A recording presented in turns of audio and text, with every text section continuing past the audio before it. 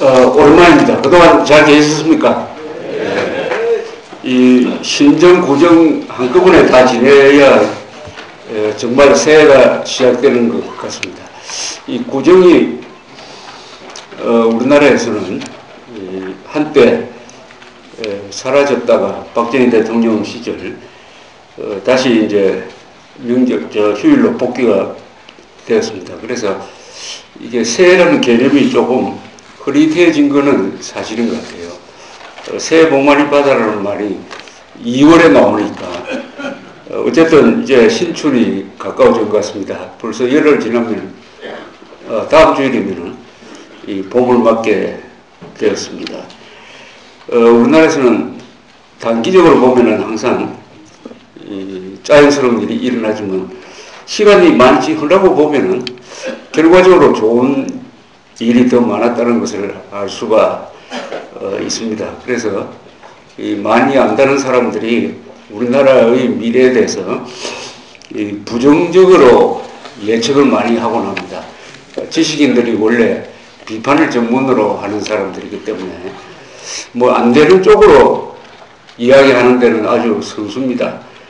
그런데 된다고 생각하는 사람들은 말이 없어요. 그 사람은 행동을 잘합니다.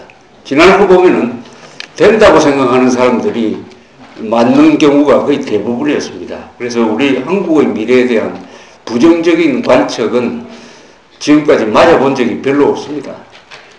그래서 지금 느끼시는 불안감도 이 장기적으로는 어떻게 될지 한번 이 계산을 한번 해볼 필요가 있지 않나 그렇게 생각을 하고 있습니다. 저는 지난 한 20일 동안 해외에 나가 있었습니다. 한 열흘 정도, 2월 3일부터 한 열흘 정도는 인도를 여행을 했고요. 돌아와서 한 2, 3일 있다가 워싱턴에 가서 북한 인권 회의에 참석하고 이틀 전에 돌아왔습니다. 이 비행기가 참 좋다는 생각이 듭니다. 이 비행기가 발명된 것이 이 지구를 하나로 만드는 결정적인 계기가 된 것 같습니다. 특히 1960년대 말에 이 보잉 747이라는 비행기가 나왔습니다. 전보라고 그러죠. 전보. 그건 별명입니다만 보잉 747. 요새도 그 비행기형이 계속 개량돼 가지고 가장 많은 해외 여행객을 수송하는 비행기가 됐습니다. 이 보잉 747이 세계 역사를 바꿨다고 합니다. 한꺼번에 뭐 400명, 많을 때는 500명 태우고 요새는 프랑스에서 만들어내는 A380이라는 비행기가 또 새로 나왔습니다. 한 10년 전에 이 비행기는 전체가 2층으로 되어 있죠. 보통 한 500명 정도 태우는데 이걸 이코노미석으로만 하면은 한 700명까지 태울 수 있다고 합니다. 그 A380이 가득 태우고 사람을 가득 태우면 또 기름도 가득 태워야 돼요. 그럼 가장 무거워지죠. 무거운 상태에서 뜰 때 무게가 얼마냐 하면 한 500톤 좀 됩니다. 500톤. 500톤이면은 배로서도 꽤 아마 연한 여객선 정도는 됩니다. 500톤 되는 무게를 가진 물체가 이 활주로 해서 한 시속 한 200km를 내야 뜹니다만은 그 올라가는 것을 구경하고 있으면 참 그렇게 신기할 수가 없어요. 저는 비행장에 갈 때마다 이 전보가 뜨는 것을 구경하면 그렇게 재미가 있습니다. 어떻게 저런 비행기가 뜰 수 있을까 하는 그 생각을 하면은 우리는 경이 속에 사는 것 같습니다. 이 조종사들이 비행기를 몰 때 보면은 그 결심하는 그 속도라는 게 있습니다. 어떤 속도까지 나오면은 비로소 이 조종관을 당깁니다. 그전에는 조종관을 당기면 안 돼요. 그리고 어떤 속도가 나온 다음에는 멈출 수가 없어요. 그때 무조건 당겨야 됩니다. 멈추면은 그게 활주로가 끝나기 전에 스톱되지 않기 때문에. 그래서 비행기 사고를 보면은 이륙할 때보다 착륙할 때 사고가 많이 납니다. 착륙할 때. 그런데 조종사들한테 물어보면, 이륙할 때가 제일 조마조마하다 그래요. 이륙할 때. 착륙할 때는 그래도 10,000피트라든지 뭐 몇천 피트 공간이 있으므로 문제가 생겼을 때 대응을 할 수 있지만은, 이륙할 때 문제가 생기면은 그 대응할 수 있는 시간이 별로 없습니다. 그래서 이 비행기라는 것은 이 하늘에 계속 떠 있을 수가 없습니다. 언젠가는 내려야 됩니다. 그러니까 비행기 탄 사람들이 누구라도 항상 불안감을 느끼죠. 왜냐하면 하늘에 떠 있을 수가 없고, 하늘에서 고장나면은 그건 어차피 육지에서 내려서 고치든지 해야 되는데, 그래서 비행기는 완벽한 것을 요구를 합니다. 완전 무결이라는 말을 저도 공군에 들어가서 그런 구호가 있는지 처음 알았습니다. 제로 디펙트죠. 완전 무결해야 비행기는 다닐 수가 있습니다. 육상이나 배는 조금 더 다르죠. 그걸 또 fail safe라고 합니다. 실수를 해서는 절대로 안 된다. 그래서 이 중요한 장치는 전부 2중 아니면 3중으로 되어 있습니다. 엔진 4개를 달고 날아가는 전보도 그 엔진 2개가 꺼져도 다닐 수가 있습니다. 그럼 2개만 달고 다니면 되느냐? 그러면 안 되죠. 4개를 달고 다녀야 여분이 생기는 것처럼. 그래서 이 비행기가 우리 이제 만들어진 지가 이제 한 100년 남짓 했습니다. 100년 남짓. 사람이 비로소 이렇게 하늘을 날게 되었습니다. 그 뒤에 또 우주로 가게 되었습니다. 이제는 우리 당대에는 그런 일이 절대 있을 수 없겠지만은 또 달을 넘어서 다른 행성으로 갈 수도 있게 되었습니다.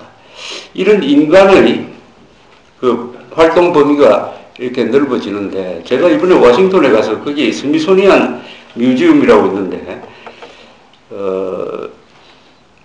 사람이 어떻게 발전했느냐 하는 것을 그림을 보면서 이 지구에서 인간이 주인공이 되는 역사가 너무나 짧구나 하는 것을 느꼈습니다. 이 지구가 만들어진 게 한 45억 년 됐다고 합니다. 45억 년 전입니다. 우주가 만들어진 것은 정확하게 요새 계산이 됩니다. 약 137억 8천만 년 전입니다. 반올림해서 138억 년 전이에요. 여러 가지 별이 만들어졌다가 사라졌다가 하는 과정에서 지구는 45억 년 전에 만들어졌고, 거기서 생명이 탄생해가지고 진화하는 과정에서 인간이 다른 동물과 분리되는 것이 불과 600만 년 전입니다. 600만 년 전. 이 인간하고 가장 가까운 동물은 침판지입니다. 침판지. 그 원숭이 중에 침판지라고 있습니다. DNA를 조사하면 98%가 같다고 합니다. 인간하고 침판지는 98%가 같다고 해요. 그 침판지와 인간이 분리된 게 600만 년 전부터 진화하는 과정에서 분리가 됐습니다. 그리고 한 100만 년 전쯤 되면 사람이 도구를 만들기 시작합니다. 인간이 도구를 만들면서부터 동물과 대결해서 이길 수 있지 않겠습니까? 그 다음 한 80만 년 전부터는 불을 피우기 시작합니다. 불을 피우면서 이 겨울을 지낼 수가 있고, 불을 피우면서 사람들이 모여서 생활할 수가 있죠. 이런 과정을 쭉 거치면서 우리가 문명이라는 것을 만들어낸 역사도 길게 잡아야 한 10,000년 정도밖에 되지 않습니다. 45억 년 되는 지구에서 이 10,000년이라는 것은 그야말로 순간이죠. 그러니까 인간이 지구의 주인공이 된 것은 불과 최근 10,000년 전입니다. 10,000년. 이 10,000년밖에 되지 않는 인구가, 인종이 드디어 이 지구의 운명을 바꿀 수 있는 힘을 갖게 되었습니다. 그전에는 어떤 동물도 지구를 바꿀 수는 없었어요. 지구를 바꿀 수는 없었습니다. 운명적으로 환경 변화나 가끔 우주에서 오는 이 별이 혜성이나 이런 유성 같은 게 지구와 충돌해가지고 약 2억 년 전에서 1억 년 전까지 이 지구를 지배했던 공룡은 그래 멸종돼 버렸습니다. 흔적도 없이. 지금 남아있는 공룡은 한 마리도 없습니다. 그런 변화에 적응할 수가 없었습니다. 그러나 인간은 좋은 방향으로든지 나쁜 방향으로든지 이 지구의 기후를 바꿀 수가 있습니다. 그렇다고 지구의 궤도를 바꿀 수는 아마 없을 겁니다. 현재 지식으로는. 그러나 언젠가는 또 지구의 궤도를 바꿀 수가 있을지 모르죠. 지구는 앞으로 50억 년 지나면은 없어진다고 합니다. 없어진다. 50억 년 뒤에 지구가 없어지는 것을 걱정하시는 분들이 여기 계십니까? 50억 년까지 후손이 살아가는 것을 걱정하고 하실 분들이 계시는지 모르겠습니다. 뭐 걱정할 필요가 없을 것 같습니다. 만약 그때까지 인간이 계속된다면은 아마 거기에 대책을 세울 거예요. 지구는 없어진다 하더라도 또 다른 지구를 만들어서 이사를 간다든지 하는 그런 방향을 아마 충분히 그런 실력을 가질 거예요. 문제는 그때까지 지구가 존속할 수 있느냐, 인간이 사이좋게 그런 문제를 해결할 수 있느냐는 것이죠. 요새 기후변화라는 이야기가 많이 나왔습니다. 기후변화. 저 기후변화는 뭐냐면 사람들이 최근 산업혁명 이후에 석탄, 석유를 많이 떼어가지고 이게 CO2, 이산화탄소가 많이 배출돼가지고 이 온실 같은 효과를 내는 바람에 지구 기온이 계속 올라가고 있다. 특히 20세기에 들어와서 지구 기온이 계속 올라가는데 이 추세가 계속되면은 아마 인간은 기후변화에 적응하지 못하고 큰 재앙이 있을 것이다. 북극과 남극의 얼음도 얼어가지고 해 수면이 막 올라갈 것이다. 이런 걱정입니다. 한동안 그것은 낭설이다. 그것은 일부 학자들의 쓸데없는 걱정이다라고 하는 이야기가 많이 나왔습니다. 특히 보수층에서 많이 나왔어요. 그러나 이제는 그것이 정설로 자리 잡았습니다. 정설이 됐습니다. 이제는 기후변화를 부정적으로 이야기하는 사람은 비과학적이다. 이렇게 됐습니다. 어떤 학설이 이 자리 잡는 동안에는 많은 이변이 생깁니다. 그 학설을 맨 처음 주장하는 사람은 이단으로 몰려가지고 혼이 납니다. 코페르니쿠스가 이 지구가 태양을 돈다. 또는 갈릴레오가 그것을 증명을 하고 이랬다가 아주 갈릴레오는 종교재판에 걸려가지고 연금당하고 해가지고 아주 혼이 났습니다. 불에 태워져서 죽은 사람도 있습니다.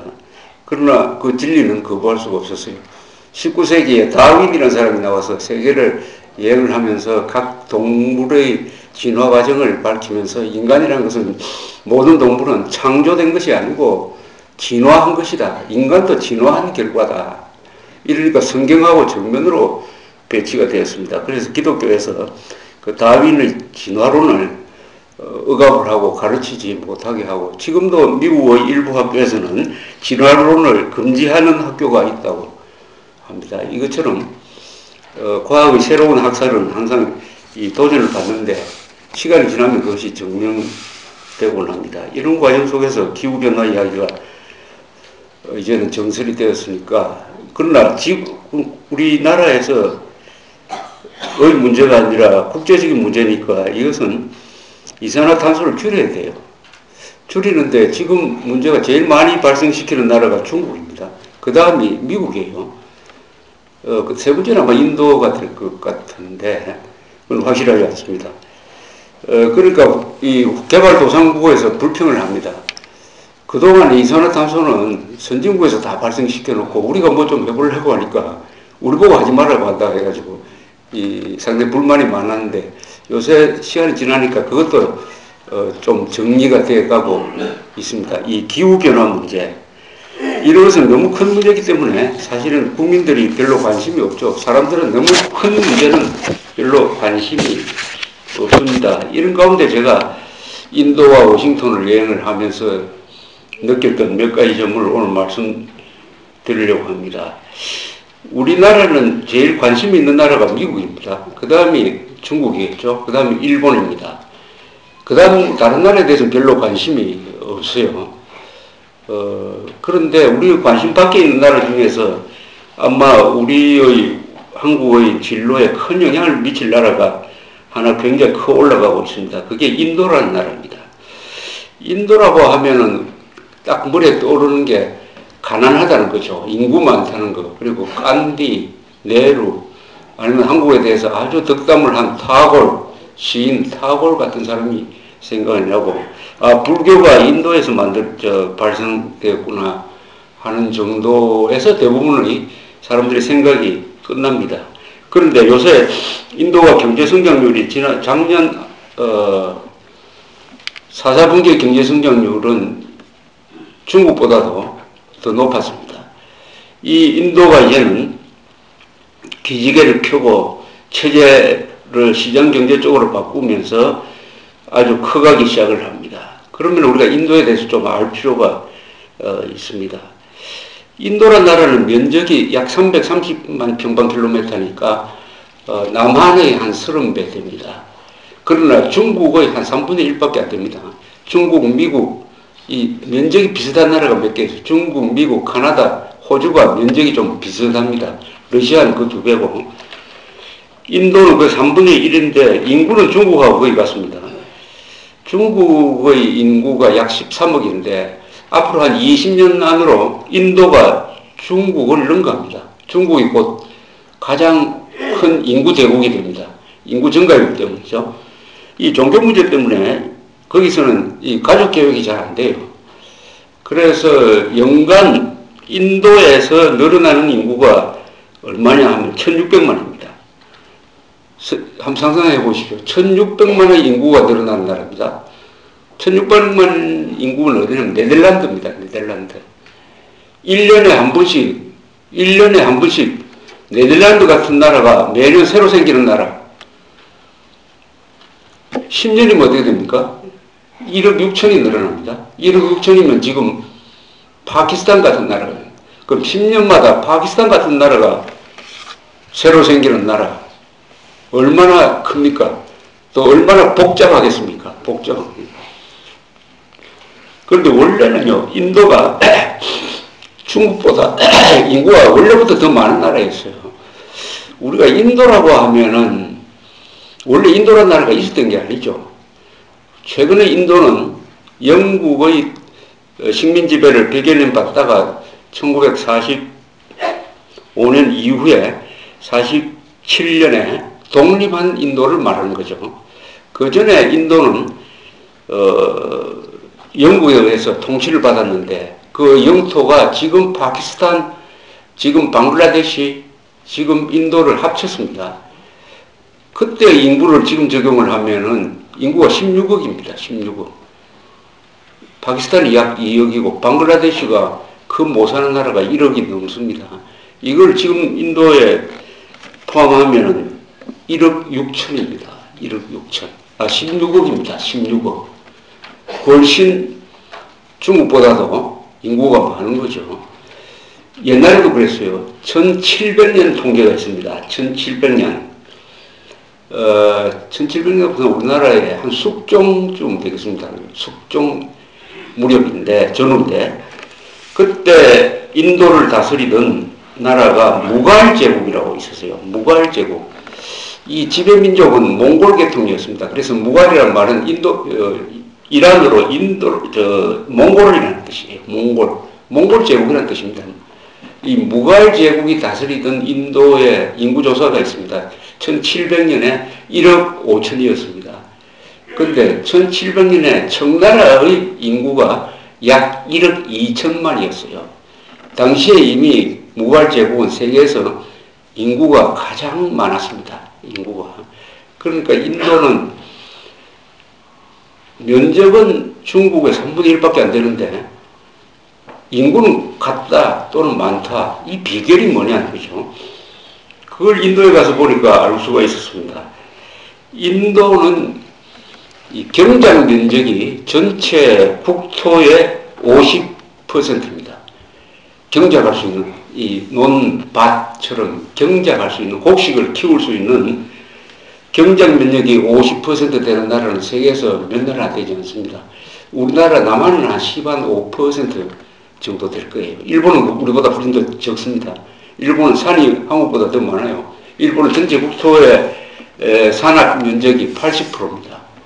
스위스는 한 60%. 산이 가장 많은 나라가 일본이에요. 우리 한국은 한 70%죠. 남한은 조금 적을 것 같습니다만은. 경작 면적이 50% 되는 나라를 제가 좀 알아보니까 유럽에서 우크라이나가 한참 내전 중에 우크라이나가 한 50% 돼요. 50%. 그러니까 국토는 중국보다 작지만 경작 면적이 많습니다. 그리고 날씨가 좋기 때문에 산모작까지 합니다. 이렇게 되니까 인도에서는 아직도 가난하지만 굶어 죽었다는 말은 별로 안 나옵니다. 인도에서 뭐 대기근이 일어나가지고 몇십만 굶어 죽었다는 이야기는 아마 별로 들어보신 적 없을 거예요. 무슨 사고는 참 많이 납니다만. 인도는 복잡합니다. 인도라는 나라 한마디로 말하면 복잡해요. 우선 종교가 복잡하죠. 힌두교가 80%입니다. 그런데 이슬람이 13.4% 상당히 많습니다. 이슬람 약 1억 5천 된다는 거죠. 인도하고 파키스탄, 방글라데시가 같은 나라로서 존속을 하다가 나눠진 것은 종교 때문입니다. 독립을 할 때 종교로 나눠버리자 이렇게 된 거죠. 그래서 이슬람 사람들이 파키스탄과 방글라데시를 만들고 힌두교도가 인도를 세웠는데 그 안에 지금도 이슬람이 13.4%, 그 나머지는 시크교라고 있습니다. 힌두교의 분파라고 볼 수 있습니다. 한 2% 되고, 또 자이나교라고 있습니다. 이게 또 한 2% 돼요. 우선 종교가 복잡합니다. 그런데 힌두교라는 이 종교는 불교도 결국 힌두교 일파라고 힌두교에서는 주장을 하고 있고 사실상 좀 비슷한 게 많아요. 힌두교의 특징은 이 포용성이 강합니다. 어떤 특정한 종교 하나님 한 사람을 믿는 게 아니라 다신교에다가 이 금기사항이 별로 많지는 않아요. 어떤 종교는 뭘 하지 말라는 게 많습니다. 특히 유일신을 기독교, 이슬람은 아주 엄격하죠. 뭘 하지 말라는, 특히 우상 숭배하지 말라 등등 하지 말라는 게 많아요. 그러니까 10계명 하면은 10계명이 주로 하지 말라는 거 아닙니까? 사는 일 하지 말라, 뭐 하지 말라, 뭐 하지 말랍니다. 유교도 마찬가지입니다. 유교도 삼강 오륜의 대부분이 뭐 하지 말라는 겁니다. 그런데 이 불교나 힌두교는 그런 게 비교적 적어요. 적습니다. 그러니까 공용하자는 정신이죠. 포용력이 강합니다. 그런데 이 포용력이 강한 힌두교와 굉장히 엄격한 이슬람이 인도에서는 현재 공존하고 있어요. 그 종교 분쟁이 없는 건 아니지만 아주 적습니다. 여기 이슬람은 주로 수니파인데 이 이슬람은 또 수니파, 시아파 싸움이 대단합니다.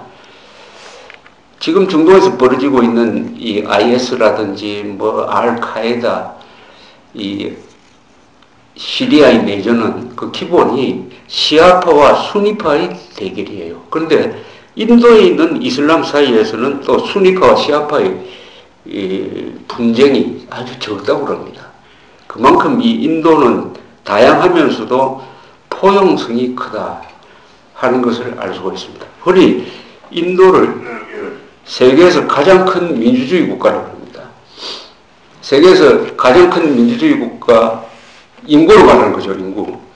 미국이 약 3억이니까 미국이 2등입니다. 그러니까 12억, 13억 인구를 가지고 민주주의를 한다. 쿠데타, 계엄령, 뭐 이런 거 하지 않고 민중봉기도 없고 민중혁명도 없고 민주주의를 지난 47년 이후에 한 70년 동안 계속 13억이 민주주의를 한다는 거, 이거 아주 인류 역사에 하나의 기적입니다. 과거에 민주주의를 한 경험이 있는 나라 같으면 몰라도 처음 시작한 나라가, 우리도 얼마나 우여곡절을 많이 겪었는데, 그러나 우리 인구는 인도 인구의 약 30분의 1밖에 되지 않습니다. 그런데 어떻게 13억 인구를 가지고 이런 다양한 종교를 가지고 민주주의를 하느냐, 이게 인도의 가장 큰 미스테리고 또한 저력이죠. 또 인도는 인종적으로도 다양합니다. 인도 사람들 얼굴 보면 각 다르죠. 아주 잘생긴 사람들도 있고, 까무잡잡한 사람도 있고, 키 작은 사람도 있고, 인도의 70%가 인도 아리안 계통입니다. 그러니까 게르만족하고 인종적으로 같은 사람들이 70%입니다. 70%. 나머지 한 25%는 원주민이었는데 북쪽에서 쪼개서 내려와서 지금 인도 남쪽에서 주로 살고 있습니다. 드라비다족이라고 꼭 그러죠. 그리고 몽골족이 3% 살고 있습니다. 3%. 칭기스칸이한테 북쪽에서 내려와서 인도를 한때 점령한 적이 있습니다만 그 이후에도 이 몽골 계통 사람들이 계속 쳐들어와가지고 아직 남아있는 사람이 3% 됩니다. 그 3% 별거 아니라고 그러지만 인도 인구가 3%니까 거기다 3 곱하면 400만입니다. 400만. 지금 몽고 본토에 사는 사람보다 많습니다. 몽고 인구가 지금 한 250만 됩니다. 250만. 몽고 본토 인구보다 인도에 사는 몽고 인구가 더 많다는 뜻이죠. 이런 나라가 민주주의를 할 수 있는 비결은 뭐냐? 가장 큰 것은 힌두교일 것입니다. 힌두교. 이 종교와 정치가 잘 만나야 돼요. 종교와 정치가 잘 만나면은 그 나라는 잘 됩니다. 종교와 정치가 안 맞는 경우가 있어요. 이슬람과 민주주의는 현재는 안 맞습니다. 이슬람과. 주자학과 민주주의도 안 맞았어요. 우리나라의 경우였죠. 조선조 시절에. 힌두교와 민주주의는 잘 맞는 것 같습니다. 그것은 포용성이죠. 포용성은 뭐냐? 얼굴이 다른 사람, 생각이 다른 사람, 종교가 다른 사람, 신앙이 다른 사람이 같이 살 수 있다는 겁니다. 그걸 하나로 획일적으로 통일하겠다는 것이 아니라 다른 것을 유지하면서 같이 사는 것. 이게 민주주의의 핵심입니다. 민주주의는 뭡니까? 생각이 다른 사람과 같이 사는 거 아닙니까? 생각이 다른 사람과 같이 살자. 원래 생각이 다른 것이 원칙이다. 사람은 다 다르게 만들어졌으니까 생각이 달라야 한다. 생각이 다른 것을 인정하는 게 민주주의입니다. 생각이 다른 것을 인정하지 않으면 그건 독재로 가거나 전체주의로 갑니다.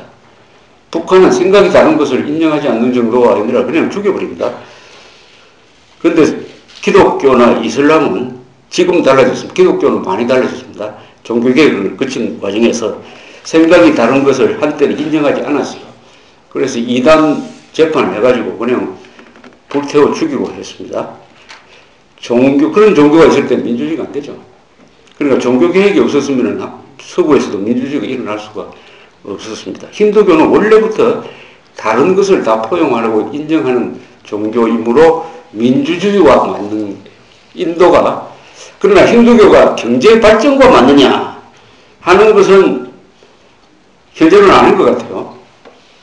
힌두교가 경제 발전과 맞느냐. 경제 발전은 뭐냐 하면은 사람들이 욕심이 있어야 됩니다. 그러니까 당대에 잘 살아보자. 돈을 벌어서 행복하게 살아보자. 이런 야망이 있고 욕심이 있고 경쟁심이 있고 질투심도 있어야 경제 발전이 잘 됩니다. 힌두교는 그런 마음을 별로 불어넣지 못하죠. 그러나 유교나 기독교는, 이슬람도 경제 발전에 맞는 종교는 아니라고 봅니다만 유교나 기독교는 경제 발전에 맞는 사람의 마음을 키워줍니다. 유교는 체면을 많이 따지니까 자연히 돈을 벌어서 좋은 옷 입고 근사한 음식 먹으면서 사는 것을 평가하는, 또 부지런하게 일하는 사람을 평가하는 그런 종교적 심성을 갖고 있습니다. 인도가 건국한 다음에는 어떤 노선을 걸었느냐? 사회주의 노선을 걸었습니다. 인도는 정치는 민주주의를 하면서 경제는 사회주의를 했습니다. 그러니까 국가 주도적 내루가 그런 정책을 폈습니다. 헌법에 딱 정해져 있었습니다. 처음부터 사회주의다. 그러나 민주주의다. 사회민주주의죠. 그런 쪽으로 가면서 이 미국과는 조금 멀어졌습니다. 물론 영연방에는 속해 있었습니다. 그런 과정에서 인도는 적이 두 나라죠. 하나는 파키스탄이죠. 접경하고 있고 또 둘 다 핵무장을 하고 있습니다. 또 접경하고 접경하는 부분은 좁지만 하나는 중국입니다. 중국과 파키스탄을 주적으로 삼고 있는 나라인데, 그러니까 자연히 파키스탄과 중국이 친해져서 파키스탄이 핵 개발할 때 중국이 도와주고, 이 과정에서 북한이 끼어들어가가지고 파키스탄과 북한이 상당히 가까웠습니다. 핵 개발을 하는데도 서로 협조했습니다. 지금도 아마 군대와 군대끼리는 파키스탄과 북한의 협력이 이루어지고 있을 것이라고 보입니다. 그러니까 파키스탄, 중국, 북한 이런 식으로 연결되어 있습니다. 인도는 1974년에 핵실험을 했습니다. 독자적으로 핵실험을 했습니다. 이게 우리나라에 큰 영향을 미쳤어요. 우리 박정희 대통령도 핵 개발을 하려고 하다가 74년에 인도가 핵실험을 하는 것을 보고 미국이 한국을 주시하게 되었습니다. 그러니까 한국이 원자력 발전소를 건설하는데 그 방향이 이게 그 자연스럽게 핵 개발도 가능하도록 이 중수로를 카나다에서 수입하는 방향으로 간다, 이렇게 판단을 했습니다. 그래서 감시를 강화를 해가지고 결국 박정희 대통령이 핵 개발에 성공할 수가 없었습니다. 그것은 인도의 핵실험이 미국에 큰 경고를 준 거하고 마찬가지죠.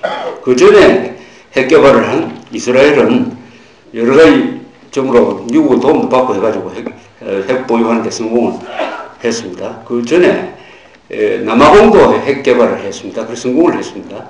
그건 항상 비밀로 가지고 있었습니다. 한 10개 정도 가지고 있다가 흑인 문제가 해결되고 나서 스스로 해체했습니다. 핵 개발하는데 이스라엘이 상당히 도와줬다고 합니다. 우리는 불운하게도 인도 때문에 발각이 돼가지고 핵 개발을 못하게 됐습니다. 그러니까 인도에 대한 국제적인 제재가 들어가가지고 인도는 한동안 이 경제 발전에 상당히 어려움을 겪었습니다. 그러다가 최근에 와서 한 10여 년 전부터 인도와 미국이 가까워지게 되었습니다. 중국이라는 공통의 위협이 있으므로. 그래서 미국은 인도의 핵 보유를 인정을 하게 되었습니다. 그러면서 여러 가지 원자력 발전소를 만드는데 등등 아주 인도와 미국이 급속도로 지금 가까워지고 있습니다. 이게 세계의 큰 나라의 이 역학관계에서 아주 큰 변화를 지금 가져오고 있습니다. 그런 과정에서 인도 안에서도 인도는 수십 년 동안 그 네루 집안이 인도를 다스렸습니다. 네루의 딸이 인디라 간디 여사죠. 이분이 10년 이상 집권을 했습니다. 나중에 암살됐습니다. 시크 교도한테 암살됐어요. 시크교의 그 반란을 진압을 하니까 인디라 간디 여사의 경호원 중에 한 사람이 시크 교도였어요. 시크 교도가 간디 여사를 죽였습니다. 이 시크 교도는 이 머리에 이렇게 터반이라는 것을 두르고 아주 잘생긴 사람들입니다. 항상 요만한 칼을, 단도를 가지고 다니는 사람인데, 인도에서 굉장히 성실한 사람, 정직한 사람으로 알려져 있습니다. 약 2천만, 한 3천만 좀 되는데, 그러나 굉장히 고집이 세고 용맹하고 한 그런 사람들이었습니다. 그 다음에 그 아들도 암살이 되고, 그런 과정에서 변화가 있어가지고 한 몇 년 전부터 비로소 네루 가문에서 벗어나서 다른 사람이 다스리기 시작을 해가지고 지금 모디라는 사람이 아주 정치를 잘 하고 있습니다. 미국과 굉장히 가까워졌는데, 이 과정에서 경제를 개방, 개혁 쪽으로 가면서 인도에서 여러 변화가 일어나고 있는데, 가장 큰 변화는 인도에서 교육입니다. 인도 하면 우리가 카스트 제도를 씁니다. 제일 위가 브라만 뭐 이래가지고 제일 밑에 있는 사람들은 영어로는 언터치블, 불가총민이라고 그럽니다. 이 사람들은 뭐 권한이 별로 주어지지 않는다, 그런 이야기인데, 헌법적으로는 인도에서는 차별이 없습니다만 수천 년 동안 관습적으로 있었던 이 카스트 제도가 지금도 영향을 미치고 있습니다. 그것을 영화로 만들어서 슬럼독 뭐라는 용어가 있었습니다만은. 그런데 인도는 지금 인구가 12억 3천만인데 굉장히 점수입니다. 인구 구조가. 어떤 나라의 운명을 보려면은 그 나라의 인구 구조를 봐야 된다고 합니다. 인구 구조. 인구 구조가 젊어야 됩니다. 즉, 노년층 인구가 적어야 돼요. 그래야 부양가족이 적은 가족하고 마찬가지죠. 돈을 많이 벌면은 그것을 가지고 또 재투자를 하고 할 수가 있습니다. 그러나 부양가족이 많으면은 돈 버는 사람은 적고 나이 많은 사람들이 많으면 그 나라는 동력을 잃게 됩니다. 우리가 지금 이미 그 구조로 갔어요. 일본은 우리보다 한 10년 전에 먼저 글로 들어갔습니다. 유럽도 마찬가지입니다. 이 65세 인구가 인도는 우리는 10한 2, 3% 되는데 인도는 5% 조금 넘었습니다. 근데 25세에서 55세 사이 이 왕성 경제활동을 하는 인구가 인도는 전 인구의 반이 됩니다. 반. 그리고 공부를 열심히 시켜서 인도의 학생 숫자가 6억이라고 합니다. 6억이 공부하고 있다고 생각해 주십시오. 6억이 공부를 하고 있다 하면 그 나라의 잠재력이 어떻게 되겠습니까? 미국에 가보니까 미국의 통계가 최근에 나오는데 미국 대학생들 중에서 제일 많은 유학생을 보낸 나라가 어디냐? 미국에. 현재로는 중국입니다. 연간 지금 대학에 등록되어 있는 사람이 한 20만 명. 그 다음이 인도입니다. 한 10만 명. 세 번째가 어느 나라인지 아십니까? 한국입니다. 그러니까 외국 유학생으로 따지면 중국, 인도, 한국을 합치면 전체 외국 유학생은 반이나 됩니다. 반. 인도는 가장 큰 강점이 하나 있어요. 그것은 영어입니다. 영어. 인도 사람들은 거기도 영어를 하려고 합니다. 인도는 사투리가 많아가지고 그 용어는 한 200개가 되지만은 영국 지배를 받으면서 영어가 공용어가 됐습니다. 영어를 알게 된다는 것은 앞으로 뭘 하든지 굉장한 자산이 됩니다. 인도 이 자산. 그리고 인도 사람들은 이게 머리가 좋은 사람들이에요. 여러분들 인도가 인구가 그렇게 많은데 올림픽에 가서 인도 사람이 금메달 따는 거 본 적 있습니까? 없습니다. 정말 없어요. 인구 비례로 금메달 제일 많이 따는 나라가 호주입니다. 호주. 네덜란드 이런 나라죠. 근데 인도는 13억의 인구를 가지고 금메달을 못 땁니다. 과거에 크리켓 가지고 하키 크리켓은 종목이 아니지만 하키로서 파키스탄과 몇 번 왔다 갔다 한 적이 있습니다만 그 뒤로는 없어요. 인도 사람들은 이 운동을 별로 좋아하지 않는 건 아닌데 그것보다는 머리를 쓰는 사람들이에요. 머리를. 인도 사람들의 특징이 머리를 쓰는 사람들입니다. 그럴 수밖에 없죠. 인도가 인류 문명에 기여한 것이 첫째 종교입니다. 종교, 불교, 힌두교, 종교, 세계적 종교를 2개 만들어낸. 그 다음에 철학이죠. 인도 철학. 철학을 뒷받침하는 수학. 제로라는 개념을 만들어낸 것이 인도입니다. 수학, 철학, 종교의 공통점이 있습니다. 그것은 생각입니다. 생각을 깊게 하는 거죠. 생각을 깊게 한다. 이 생각을 깊게 하면 어떻게 되느냐? 과거에는 생각만 깊게 하면 가난해졌습니다. 그럼 요새는 그렇지 않죠. 산업혁명 이후에는 생각을 깊게 하면 기계를 만들어냅니다. 과학입니다. 과학.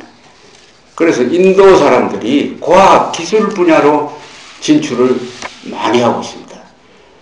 미국에 가면 가장 많은 엔지니어가 인도 사람입니다. 의사, 인도 사람들. 이 사람들은 생각을 깊게 하는 사람들. 인도 사람들은 생각을 많이 하는 사람들.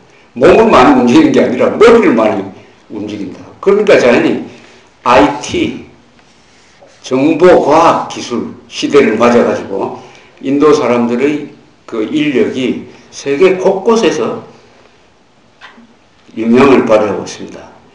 삼성전자에서도 지금 어떻게 하면 인도 기술자를 확보하느냐 하는 것이 가장 큰 과제라고 합니다. 문제는 어떻게 하면 이 인도 사람들을 오랫동안 근무할 수 있게 하느냐, 그 문화적, 종교적 환경을 어떻게 조성하느냐 하는 것이라고 합니다. 제가 인도에 간 것은 인도의 역사도 중요하지만 구경하러 가는 거 아니겠습니까? 인도에 가면은 여행이라는 것은 주로 구경하러 가는 겁니다. 구경은 뭘 구경하느냐? 첫째는 경치를 구경하는 거죠. 두 번째는 그 옛날 문명이 남긴 건물을 구경하는 겁니다. 건물. 주로 건축 구경 아니면은 경치 구경이 여행의 목적이죠. 인도는 히말라야 산맥을 저 북쪽에 이고 있기 때문에 아주 경치도 좋습니다. 특히 카시미르 지방, 지금 분쟁 지역인 카시미르 지방, 그 분쟁 지역이란 말은 카시미르 안에 이슬람들이 많이 살고 이 사람들이 파키스탄과 연계되어 가지고 가끔 소요가 벌어지지만은 여행하는데 별 문제가 없다고 그럽니다. 그쪽이 가장 아름다운 곳인데 그쪽을 구경하지 않으면 인도는 경치는 별 볼만한 게 없습니다. 평지가 많으니까. 그 대신 유적들이 많죠. 지금 세계 문화유산이 어디가 가장 많으냐 하면 현재로는 랭킹이 1등이 이탈리아입니다. 이탈리아가 가장 50 몇 개 좀 됩니다. 우리나라도 지금 11개죠. 이 세계 문화유산에 대해서 옛날에는 별 관심이 없었습니다.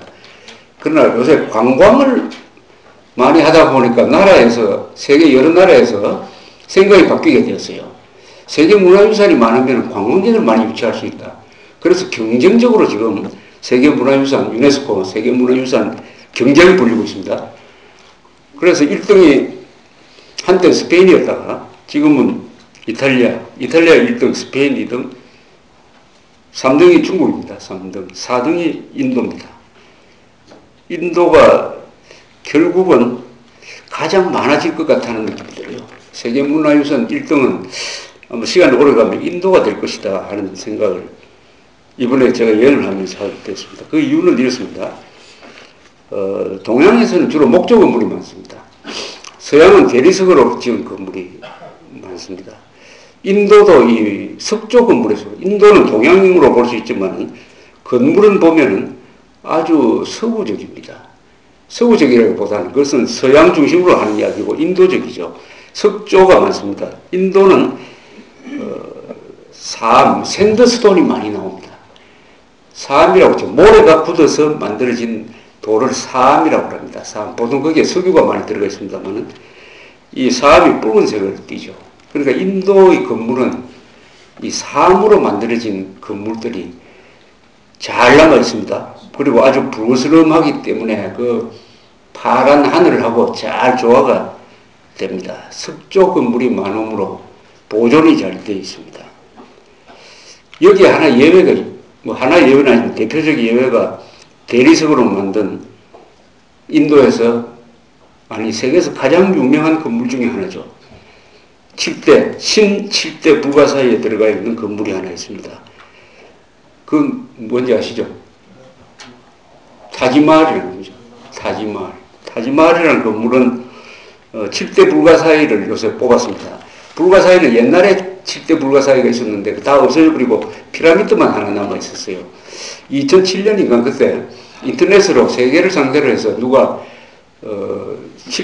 7개의 불가사의를 새로 한번 정해보자 해서 투표로서 결정을 했습니다.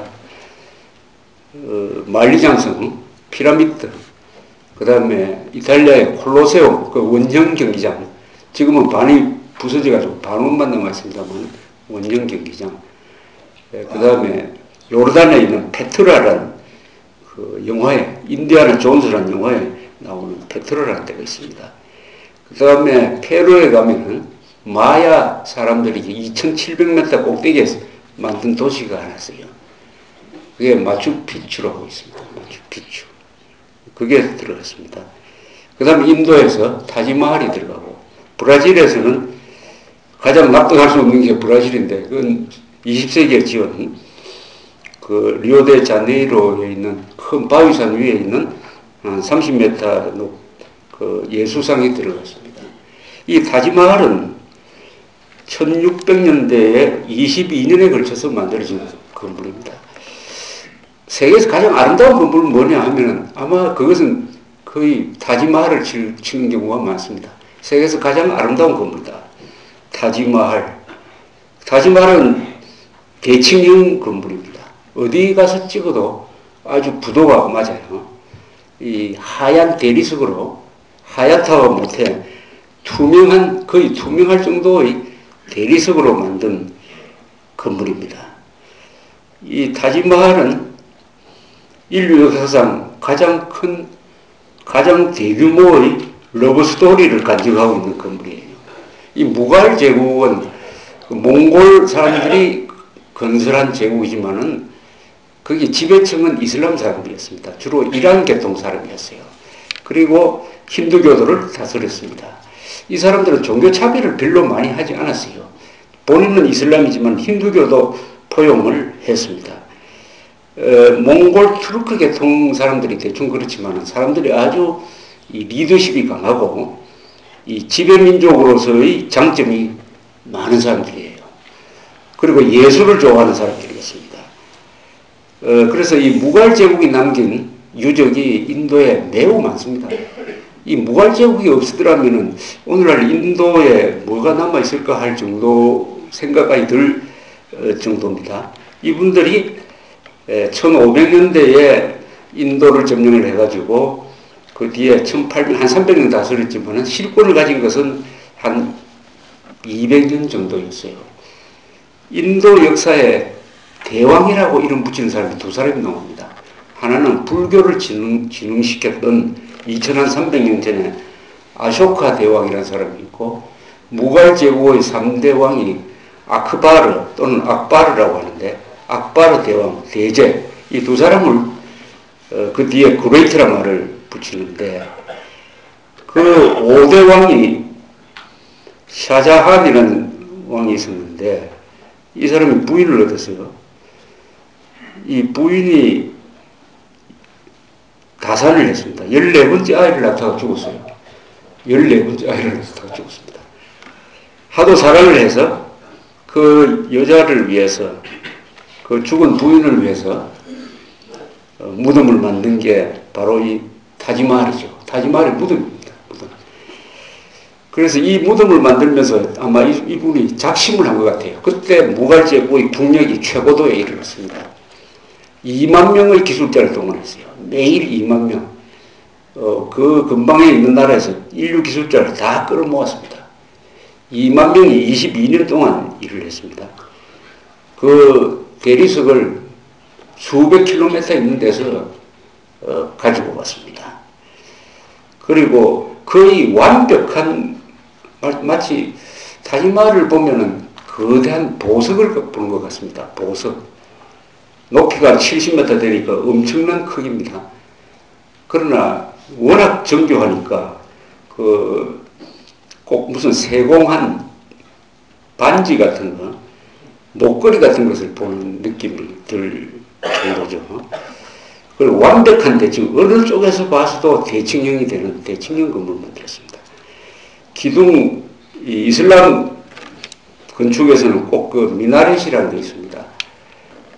탑이죠. 탑인데 그 탑을 세웁니다. 건물 양쪽에 4개의 탑을 세웠는데 그 탑은 지진이 날 때 안으로 쓰러지면 건물을 부수니까 바깥으로 쓰러지도록 약간 바깥으로 약간 이렇게 비틀어 놓은 게 있습니다. 이걸 짓는 과정에서 이 신하들이 불만이 많았어요. 너무 낭비가 심하다. 나중에 아들도 불만이 있었습니다. 국력을 너무 탕진한다. 그래도 샤자한이라는 사람이 그런 반대를 다 무릅쓰고 22년 만에 지었습니다. 이 사람 욕심이 있었어요. 그 강 건너편에 똑같은 것을 하나 더 지으려고 했습니다. 요거는 까만 대리석으로 지으려고 했어요. 희고 까만 걸 지으려고 했습니다. 그러나 결국 아들이 쿠데타를 일으켜서 유폐를 시켰습니다. 그 바로 건너편에 아그라 성이라고 또 엄청난 규모의 성이 하나 있습니다. 거기에 방을 하나 만들어서 거기 아버지를 가두었습니다. 그 창문을 열면은 그 자기가 지은 타지마할이 바로 눈앞에 보입니다. 7년 동안 그걸 바라보다가 죽어서 타지마할에 같이 묻혔죠. 타지마할 안에 들어가면은 샤자한이라는 황제, 그 일찍 죽은 부인의 두 무덤이 크기는 조금 다릅니다만 같이 있습니다. 거기서 유일하게 비대칭이 바로 그 무덤입니다. 그러니까 남편의 관은 크고 부인의 관은 작으니까 그건 비대칭이죠. 그것만이 비대칭이라고 합니다. 그래서 어떻게 보면은 사랑을 위해서 자기를 희생시킨 사람인데 그러다가 이 나라도 조금 휘청했습니다만 요사이는 인도가 타지마할로 해서 얼마나 많은 수입을 올리고 있습니까? 그러니까 이게 독재자가 국력을 쏟아가지고 위대한 건물을 만들면 당대에는 손해를 보는 경우가 많아요. 그러나 장기적으로는 자손들을 먹여 살립니다. 먹여 살려요. 그러니까 예술은 시대와 국경을 초월하는 힘이 있습니다. 저는 김일성, 김정일, 김정은 이 3대 독재를 했으면은 위대한 건물을 하나 만들어줘야 되는 거 아닙니까? 그래서 북한이 망하더라도 그 건물 덕분에 그 사람들이 좀 관광 수입이라도 올릴 만한 그런 건물이 있습니까? 북한에 지금? 김일성 동상 그걸 가지고 관광 온 사람 없지 않습니까? 그러니까 독재를 해도 이 예술성이 있는 사람이 독재하는 거하고 이 공산주의자들은 독재를 해도 위대한 건물이 없어요. 소련도 마찬가지입니다. 소련이 지금 스탈린 때 지은 건물이 뭐가 있습니까? 소련 가신 분들, 러시아 가신 분들, 동부 유럽에 가신 분들, 중국도 마찬가지입니다. 이 공산주의자는 예술하고는 가까워질 수가 없어요. 예술이라는 것은 아름다움입니다. 예술의 핵심은 아름다움을 이해하는 것입니다. 이게 성과 악하고 달라요. 예술은 성과 악을 따지지 않습니다. 아름다움을 추구하는 겁니다. 음악을 통해서, 미술을 통해서, 건축을 통해서 아름다움을 이해하기 위해서는 마음이 맑아야 돼요. 그런데 공산주의자는 항상 가슴에 정오심을 품고 있으므로 절대로 위대한 예술품을 만들지 못합니다. 이 세력은 항상 위대한 예술품을 부수죠. 만들지 못해요. 그래서 70년 독재를 하고 나중에 어차피 무너질 텐데 무너지고 나면 허무할 겁니다. 70년 독재를 해가지고 남긴 게 뭐냐? 남긴 게 뭡니까? 난쟁이 같은 사람, 아주 강건한 한국인을 키를 낮춰가지고 10cm 깎아가지고 난쟁이로 만들었다. 말고 거기 만들어 놓은 거 무슨 뭐 김일성 동상의 개성문에다가 그거 다 흉물이죠. 흉물. 그거 다 부숴버리고 하나 정도는 나중에 독재의 점검을 하나 남겨놔야 되는데 또 우리나라는 또 어떻게 된 판인지 정말 아름다운 건물이 있었는데 그것도 김영삼이라는 사람이 나와가지고 부숴버렸어요. 옛날 중앙청. 우리나라의 타지마할이었습니다. 현대 건축물 중에서, 근대 건축물 중에서 가장 아름다운, 아마 동양에서도 가장 아름다운 건물 중에 하나가 들어갔는데, 그걸 민족정신 회복을 한다면서 부숴버렸는데, 이 사람이 권력자가 무식한 데는 도저히 당할 방법이 없습니다. 가장 큰 무식은 자기가 무식한 걸 모른다는 게 가장 큰 무식이라고 그래요. 그래서 이 인도란 나라를 앞으로 우리가 관심을 가지면서 주시할 이유가 있다. 경제 성장. 이제 지금 세계에서 GDP 규모가 제일 큰 나라가 미국입니다. 그 다음 바짝 중국이 올라왔어요. 세 번째가 인도입니다. GDP, 이 구매력 기준으로. 네 번째가 일본, 다섯 번째 독일, 그 다음 쭉 가면 한국이 12번째입니다. 그래도 한국이 12번째예요. 만약 인도가 한국만큼 1인당 국민소득이 높아진다고 하면은 이 세계가 감당을 못할 겁니다, 지금. 요새 관광객이 쏟아져 나온 걸 보면은 중국이 잘 살게 되니까 이 세계가 변하는데 한국도 옆에 있어가지고 지금 중국 쏟아진 관광객 덕분에 서울시가 바뀌고 있습니다. 뭐가 바뀌었습니까? 호텔이 많이 생기죠. 지금 곳곳에 호텔 세우고 있습니다. 호텔. 강남에서 모텔이 없어졌습니다. 여러분 강남에 모텔이 많았죠. 모텔. 조금 안 좋은 이미지지만 그 모텔이 다 M자가 H로 바뀌어버렸습니다. 호텔로 다 바뀌어버렸어요. 호텔로. 중국 관광객이 연간 1억씩 이제 바깥으로 나오기 시작하는데 금년간에 인도 사람들이 이제 쏟아져 나오게 될 것입니다. 그래서 인도의 거대한 발전. 제가 인도 여행을 하고 돌아와서 한 3일 있다 다시 대한항공을 타고 워싱턴으로 갔습니다. 워싱턴에 간 이유는 그게 국제회의가 있었어요. 무슨 회의냐 하면은 북한 인권보고 발표 1주년을 맞아서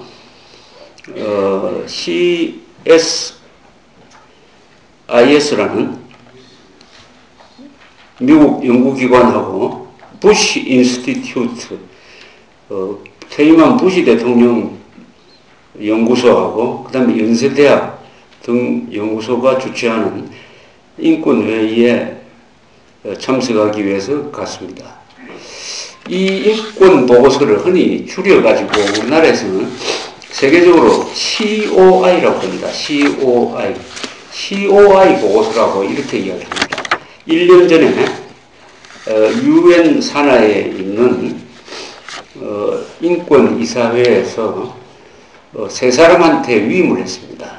그 보고서가 1년 전에 발표가 됐습니다. 그 세 사람은 누구냐 하면은 한 사람은 호주 대법관 출신인 마이클 컵이라는 사람이고 한 사람은 이 다루스만이라고 인도네시아의 검찰총장 출신이고 또 한 분은 여성분인데 세르비아 유고슬라비아죠. 유고슬라비아 외교관 출신의 소냐 비에스코라는 분입니다. 이 세 사람이 북한의 인권 문제를 조사를 하기 시작했습니다. 물론 사람들을 데리고 한 거죠. 그 세 사람이 조사 책임자가 되어서 한 2년 동안 조사를 해가지고 낸 보고서가 바로 COI 북한 인권조사위원회 보고서입니다. 이 보고서가 나온 이후에 이 중대한 변화가 지금 한반도의 한반도 운명에 큰 영향을 미칠 변화가 지금 일어나고 있습니다. 그 변화를 요약하면은 보고서가 한 400페이지 되는 보고서가 나왔습니다. 번역을 하면 한 600페이지 됩니다. 이 보고서에서 그동안에 북한에 대해서 인권 탄압이라든지 여러 가지 문제가 단편적으로 제기되었던 것을 다 종합을 했습니다. 주로 탈북자 이야기만 들은 것이 아니라 여러 가지 탈북자 이야기가 중요한 부분을 차지합니다만 또 그것을 법률적으로 국제법적으로 해석을 했습니다. 그 결론이 뭐냐 하면은 북한 정권은 반인도 범죄를 저지르고 있다. 이렇게 됐습니다. 국제법에 반인도 범죄라는 게 있습니다. 반인도 범죄.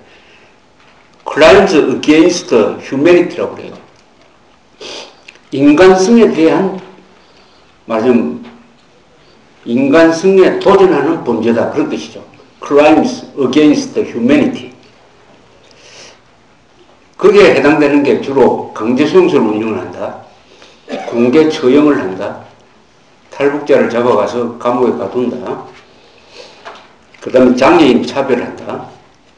그 다음에 특히 여성을 차별한다. 거주 이전의 자유를 허용하지 않는다. 그리고 계급 성분에 따라서 식량 주기도 하고 안 주기도 한다. 외국인을 납치한다. 등등 우리가 알고 있는 북한에 대한 범죄적 행위를 다 모아가지고 이것은 국제법적으로 Crimes against humanity에 해당한다. 라고 딱 법률적인 규정을 했습니다. 그러니까 반인도 범죄 집단이다. 북한 정권을 반인도 범죄 집단이라고 법률적 규정을 했습니다. 국제법적 규정을 했어요.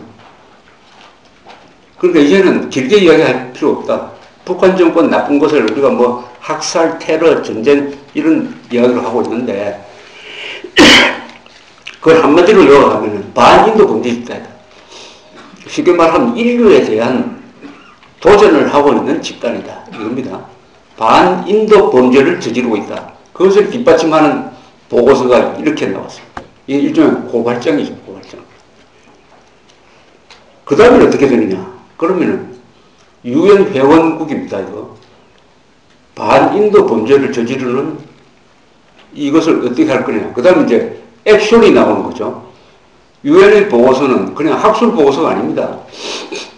논문 잘 써가지고 뭐 학자들끼리 읽어보면서 토론하고 하는 보고서가 아니에요. 유엔 보고서. 그 다음에 액션을 요구를 합니다. 이 회원국이 이런 짓을 하고 있다. 과거에 나치나 말이지, 캄보디아 같은, khmer rouge 같은 그런 짓을 하고 있다. 어떻게 할 거냐? 액션을 취해야 된다. 그래서 건의를 했습니다. 그 발표를 하면서 건의를 했어요. 그 건의가 아주 깁니다만 한마디로 요약하면은 국제사회가 제재를 해야 된다. 물론 북한 정권에 대해서 이렇게 해달라는 요구를 하면서 이 요구를 듣지 않으므로 국제사회가 제재를 해야 된다. 그 제재도 여러 항목으로 적어놨습니다. 그 중에서 제일 중요한 것은 이런 행위를 저지르고 있는 북한 정권 지도부의 책임을 물어야 된다. 이렇게 되십니다. 책임을 물어야 된다. 반인도 범죄입니다. 이건 살인하고 달라요. 이건 개별적인 범죄입니다. 반인도 범죄는 정권적 차원에서, 국가적 차원에서 일어나고 있는 범죄입니다. 모든 유엔 회원국은 자국민을 보호해야 될 의무가 있습니다. 국가라는 것은 깡패도 자기 회원 보호를 합니다. 하물며 국가인데 그 의무를 지키지 않고 오히려 거꾸로 자국민을 괴롭히고 학살하고 하는 이 북한 정권을 어떻게 할 것이냐.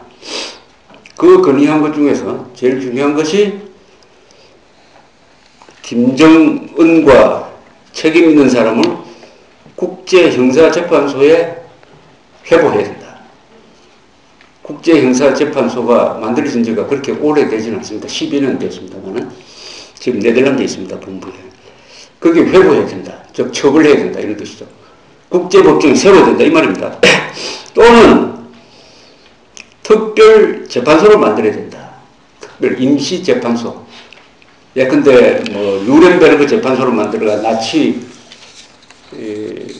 지휘부를 단결했던 식으로, 또는 요새 khmer rouge 학살을 재판하는 그런 재판소라든지 이런 둘 중에 하나를 해야 된다. 이렇게 됐습니다. 그래서 이 유엔 헌장에 따르면은 유엔 안보리만이, 안전보장이사회만이 이 회부할 수 있는 권한이 있습니다. 형사재판소에. 그래서 유엔 총회가 작년에 결의를 했습니다. 12월 18일 날 유엔 총회가 거의 만장일치로, 이게 또 압도적 표차였어요. 거의 만장일치로 이 건의안을 통과시켰습니다. 그래서 안전보장이사회로 넘겼어요. 즉 북한 정권의 책임자들을 국제형사재판소에 회부한다. 안전보장이사회가 그런 건의를 해주기를 바란다. 해가지고 건의를 해서 안전보장이사회에 넘기고, 안전보장이사회는 이것을 받아가지고 의제로 채택을 한다 했습니다. 의제로. 논의할 수 있는 의제로 채택을 한다는 겁니다. 지금 그거예요. 의제로 채택해 놓은 상태입니다. 상정된 상태죠. 근데 표결로는 언제 갈지 모릅니다. 이번에 회의를 해보니까 전문가들 의견이 거의 일치가 됐습니다. 표결을 서둘러 할 필요가 없다. 표결을 서둘러 하면은 부결될 것이 뻔합니다, 지금. 상임이사국 5개, 그리고 비상임이사국까지 합치면 보통 10여 개 그 국가가 표결권을 행사하는데, 이게 5개로 되는 게 아니고 5개 상임이사국, 즉 미국, 영국, 프랑스, 중국, 소련 중에 한 나라만 북일권을 거부권을 행사해도 안 돼요. 그런데 중국은 확실하게 거부권을 행사하는 걸 지금 미리 예고를 했습니다. 러시아도 따라갈 가능성이 있어요. 그러니까 표결을 하면 안 돼요. 표결을 하지 말고 계속 국제 여론을 동원해가지고 북한을 압박하는 게 좋다. 그럼 표결은 안 하더라도 계속 논의를 한다. 이게 가장 좋은 선택이다. 하는 방향으로 이번 회의에서 전문가들의 의견이 거의 일치됐습니다. 그러니까 앞으로 계속 이 문제를, 이제는 안전보장이사회 의자로 갔으니까 김정은으로서는 언제 내가 중국이 또 변심을 한다든지 핵심을 한 번 더 해가지고 중국도 이제 더 보호하지 못하겠다 해가지고 거부권 행사하지 않으면은 국제형사재판소로 가고 그 뒤부터는 어떻게 되냐. 체포장이 발부될 가능성이 많습니다. 체포. 그럼 김정은은 외국에 못 나갑니다. 한국에 올 수 없어요. 한국에 오면 체포해야 됩니다. 그 심리적 부담은 굉장할 겁니다. 김정은한테. 거기까지 가는 단계는 사실은 북한 정권이 무너질 수도 있는 단계로 가는 거니까 그 직전에서 아직도 이 안전보장이사회를 믿을 수 없으니까 국제 여론을 더 강화를 하자 이렇게 된 상태예요. 이번에 회의를 해보니까 북한 인권 문제는 이제는 그동안에는 거의 다 국내 문제였어요. 북한 인권 문제를 제일 먼저 제기한 기자 중에 한 사람이 저입니다. 저는 북한 인권 문제에 대해서 관심을 갖게 된 게 1989년부터입니다. 그 계기는 김현희, 대한항공 폭파범 김현희를 인터뷰한 뒤였어요. 인터뷰를 해보니까 북한 정권에 대한 또는 북한 사람들의 삶에 대한 이야기를 쭉 하고 했습니다. 가만히 들어보니까 그동안에 우리 정부에서 발표한 거하고 똑같아요. 저는 이게 놀라웠습니다. 그 전에 정부에서 북한에 대해서 발표한 것을 우리 기자들은 또 많은 한국 사람들은 과장이라고 생각을 했습니다. 이 정권적 차원에서 왜곡하고 뭐 해가지고 좀 부풀리겠지 이렇게 생각을 했는데 김현희한테 직접 이야기 들어보니까 정부에서 발표한 것보다 더 심한 거예요.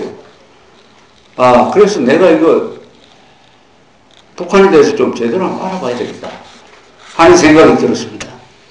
그런데 직접 취재할 방법이 없어요. 북한에 대한 정보는 거의 다 당시에 안개부가 독점을 하고 있어가지고 기자들이 뭐 취재할 필요도 없고 거기서 제공하는 정보만 그냥 앵무새처럼 옮기면 됐습니다. 그럼 취재할 마음이 안 생기는 거죠. 그렇다고 북한으로 들어갈 수도 없고. 그러다가 90년부터 변화가 일어나기 시작했습니다. 탈북자들이 들어오기 시작했어요. 처음 탈북자들은 동구권이 무너지면서 동구에 유학하고 있던 학생들이 많이 들어왔어요.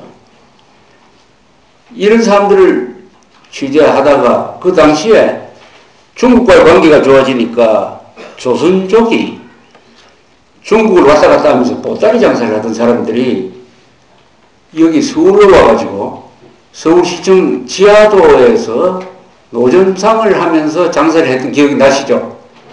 그게 1990년 무렵입니다. 그 중에 한 분을 만나니까 이 사람 수시로 북한에 왔던 아줌마인데요. 이 사람 이야기를 들으니까 북한 사정이 비로소 더 실감으로 다가왔어요. 그래서 90년 1월로 월만조선 90년 1월호인지 91년 1월호인지 그자 기억이 안 됩니다만 제목을 하나 달았습니다. 목탄차로 달리는 공화국. 목탄차가 아직 달리고 있다는 거예요. 지금도 목탄차 있습니다. 일제시대 때 있었던 목탄차가 아직도 북한에 있다. 그래서 목탄차로 달리는 공화국이라는 제목의 글을 쓴 적이 있습니다. 그때 저는 저 월간조선 이제 편집장 할 때입니다만 이 북한을 어떻게 다룰 거냐. 북한을 다루는 방법론입니다. 두 가지가 있어요. 지금도 두 가지입니다. 북한을 연구하는 사람이 두 가지예요. 하나는 주로 학자들이 북한에서 나온 문서를 가지고 북한을 연구합니다. 주체사상, 북한의 노동당 규약, 노동신문을 열심히 연구해가지고 북한을 연구합니다. 이런 사람들은 상당 부분이 좌경화됩니다.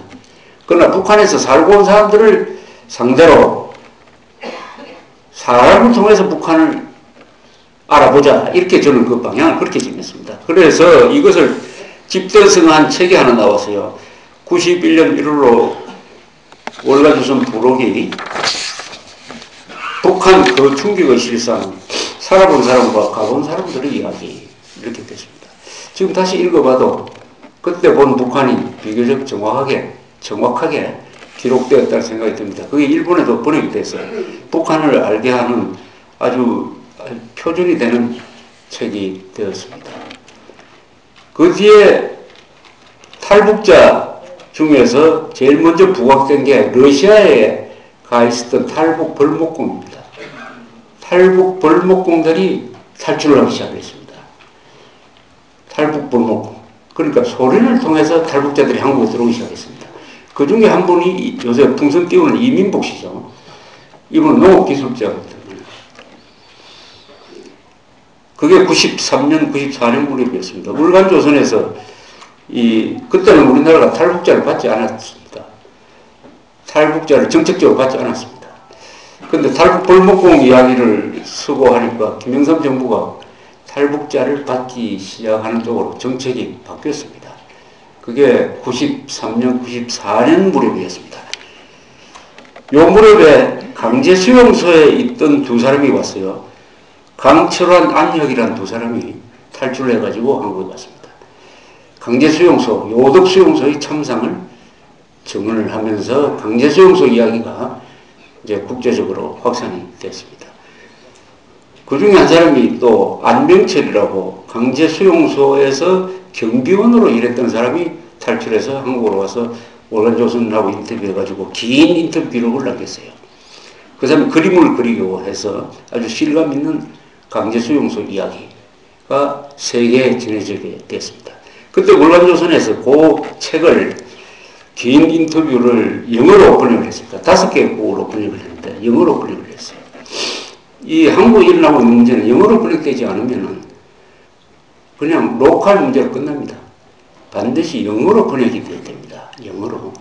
그래서 그 영어로 번역을 해가지고 가지고 있다가 제가 95년 10월 말에 이스라엘로 라빈 수상 인터뷰를 하러 갔습니다. 그때 이 책을 가지고 왔어요. 제가 목표가 있었습니다. 라빈 수상 인터뷰를 했습니다. 11월 초에 텔아비브에 있는 라빈 수상 사무실, 그때 이 사람이 국방장관을 겸하고 있었는데 국방장관 사무실에서 인터뷰를 1시간 정도 인터뷰를 했습니다. 인터뷰를 하고 끝날 때 제가 미리 계획했던 대로 강제 수용소를 영문으로 번역한 그걸 내놓으면서 라빈 수상한테 이렇게 이야기를 했습니다. 이 유태인들은 아우슈비츠에서 학살되어가지고 그 어떤 민족보다도 이 학살 문제, 인권 탄압에 대해서 관심이 많을 것이다. 그렇게 생각을 한다. 그런데 아우슈비츠는 50년 전에 없어졌는데 지금 북한에는 아우슈비츠가 아직 살아있다. 그러니까 그 참상을 기록한 이 기록이 있으니까 이 유대인들이 특히 이스라엘이 국제사회에서 북한의 인권 문제를 좀 강력하게 제기해 줬으면 좋겠다. 이렇게 이야기를 했습니다. 저는 라빈 수상이 적극적으로 그렇게 하겠다고 할 줄 알았는데 이 사람은 화를 냈어요. 딱 이렇게 이야기합니다. 유대인 학살은 세계 역사상 어떤 나라에서 일어난 학살과는 다릅니다. 이것을 다른 나라의 학살이나 인권 탄압과 절대로 비교해서는 안 됩니다. 라고 딱 얘기했어요. 그건 유대인들이 가지고 있는 생각입니다. 그 사람들이 600만 명이 죽은 이것은 이 인류 역사상 다른 거와 다르다고 생각합니다. 그 다르다는 점을 강조를 합니다. 그렇게 함으로써 유대인들이 다시는 이런 끔찍한 일을 안 당하겠다는 그런 방어적인 것도 있겠지만 또 뭐 독일 사람처럼 사람 죽이는 공장을 만들어가지고 과학적으로 죽였으니까 유일하긴 유일하죠. 그러나 북한도 아마 언젠가는 참상이 그대로 드러나면 유대인 수용소 못지않아 참혹하고 과학적이고 치밀하고 계획되고 한 학살이었다는 증명될 것입니다만 그래서 뭐 그렇게 이야기해가지고 제 계획은 실패했지만 하여튼 그 기록을 남겨왔어요. 프랑크푸르트를 통해서 김포공항에 딱 도착해가지고 택시를 타고 집에 가려니까 택시 운전사가 이렇게 이야기했습니다. 방금 뉴스가 들었는데 라빈 수상이 암살됐다고 이야기합니다. 제가 마지막 인터뷰를 했어요. 라빈. 암살되기 한 30시간 전인가 그렇게 인터뷰를 했습니다. 이분이 누구한테 암살이 됐냐 하면은 유대인한테 암살이 됐습니다. 아라파트하고 이 화해 정책을 하다가 그 극단적인 유대인이 암살해버리고 말았습니다. 이 라빈 수상이 의외로 경호를 아주 소홀히 하고 있었습니다. 별로 몸 수색도 안 하고, 그래, 저는 이래도 되는 거 하는 생각을 했는데, 그렇게 됐어요. 그 라빈 수상이 살아있었으면 아마 이스라엘, 이 여러 문제가 지금보다는 훨씬 잘 풀렸을지도 모른다는 생각을 한 사람들이 많습니다. 그런 대화는 라빈 수상만이 할 수 있었을 것이라고 생각하는 사람 많아요. 이 사람이 6.1 전쟁에서 이스라엘을 이기게 한 참모 총장 출신이므로 이분의 대화는 이스라엘 사람들이 믿는다. 원래 좌익적인 김대중이가 김정일을 찾아가서 하는 것은 믿지 않지만은, 예컨대 박정희 대통령이 했을 때는 설마 저 사람이 속겠느냐 하는 믿음이 있었듯이, 그러나 그 라빈 수상이 암살되는 바람에 그 뒤에 중동 사태가 지금까지 아직 풀리고 있지 않습니다. 그런데 어쨌든 강제수용소 이야기는 상당히 퍼져가기 시작을 했습니다. 90년대 말까지만 해도, 김대중 정부가 들어서기 전까지만 해도 북한 인권 문제에 대한 뉴스는 한국이 제일 많고 기록도 제일 많고 우리 안기부도 적극적이었어요. 그것을 알리는데, 그래서 일종의 북한 인권에 대한 정보는 한국이 수출국이 됐습니다. 그게 외부로 막 이렇게 퍼져나갔습니다. 이게 바뀐 게 언제부터냐? 98년 김대중 정부가 들어서고 나서는 인권 문제가 오히려 외국에서 더 크게 다루게 되었습니다. 역전이 되어버렸어요. 한국이 북한 인권 수출국에서 북한 인권 수입국이 되어버렸어요. 우선 일본이 납치자 문제를 제기하기 시작했어요. 일본이 납치자 문제를 제기하게 된 것은 김면희 씨의 증언입니다. 나를 가르친 사람이 리온네라는 사람인데 이 사람 일본 여자더라고요. 이렇게 해서 그 여자를 찾다가 보니까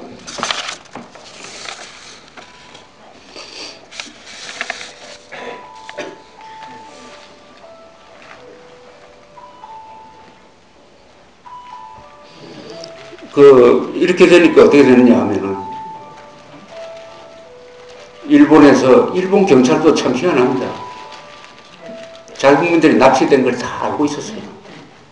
다 알고 있다가 김현희가 나오니까 그때부터 문제를 공식화하기 시작했습니다.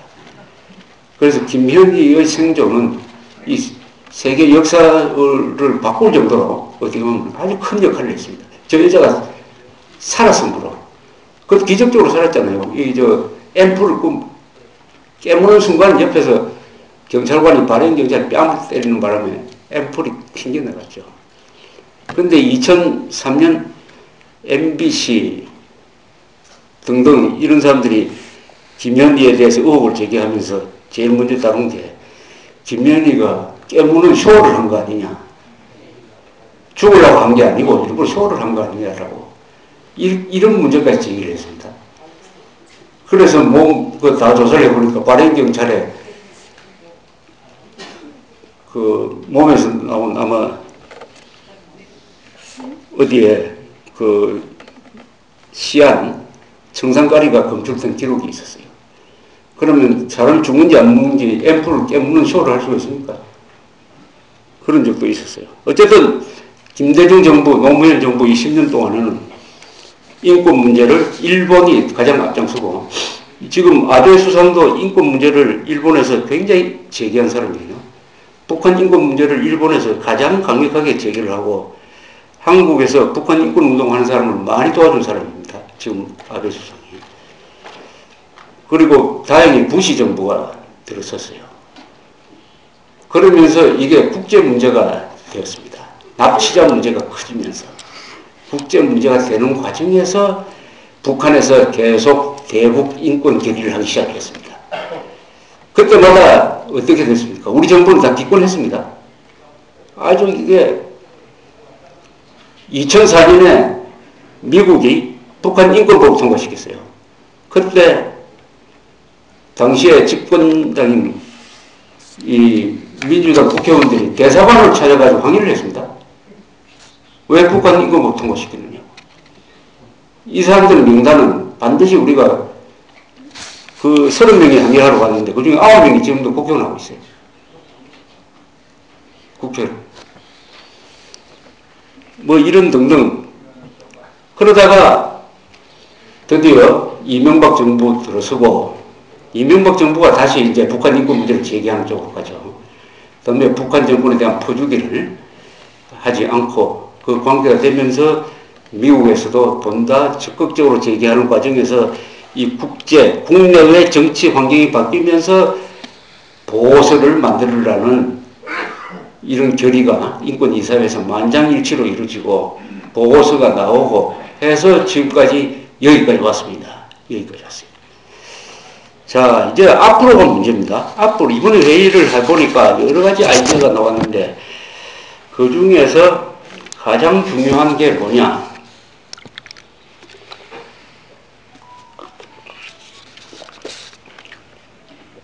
가장 중요한 것은 이제는 북한 인권 탄압에 관계되는 사람들의 명단을 공개를 해가지고 개별적 제재를 해야 된다. 이렇게 됐습니다. 이런 쪽으로 가야 된다. 그러니까 탈북자들은 자기를 괴롭히고 자기를 고문하고 한 사람을 압니다. 그런 사람 명단을 다 모으자고 이렇게 모아가지고 이걸 공개를 하자. 그 다음에 그 사람에 대해서는 국제적 제재를 하자. 외국에 가면 체포를 해버린다든지 외국에 계좌를 가지고 있으면 동결을 해버린다든지 그러니까 나쁜 짓을 한 북한 사람들의 명단을 확보하자. 그 명단 속에는 뭐 국가보위부도 들어갈 거고 북한 노동당 간부도 들어갈 거고 여러 사람 들어가지 않겠습니까? 그래서 개별적 제재를 함으로써 북한 정권에 김정은에 복종하는 사람들이 이제는 좀 겁을 먹고 눈치를 보도록 만들자. 이런 방법이 하나 제기가 됐습니다. 그래서 명단 확보, 개인별 제재를 위한 명단 확보다. 그 다음에는 Crimes Against Humanity라고만 했는데 다른 위반도 우리가 논의를 해야 된다. 즉 국제범죄 중에서 3개가 제일 강합니다. 이건 국제 제재를 요구하는 3가지 범죄가 있어요. Crimes Against Humanity, 반인도 범죄가 있고 그 다음에 제노사이드라는 개념이 있습니다. 제노사이드, 학살이라는 뜻입니다. 학살, 제노사이드. 유대인 학살을 제노사이드라고 해요. 제노사이드. 이 제노사이드는 뭐냐 하면은 어떠한 민족, 어떤 계층 또는 어떤 종교 집단을 상대로 멸종시켜버리기 위해서 죽이는 겁니다. 가장 전형적인 것이 유대인 학살, 그 다음에 94년에 있었던 르완다에서 후투족이 투치족을 한 달 사이에 80만 명을 죽인 적이 있습니다. 이게 제노사이드예요. 그 다음에 크멜 루즈가 이 정권을 잡고 75년 정권을 잡고 전 인구의 한 3분의 1, 한 150만 명을 또는 200만 명을 죽인 적이 있습니다. 이게 제노사이드예요.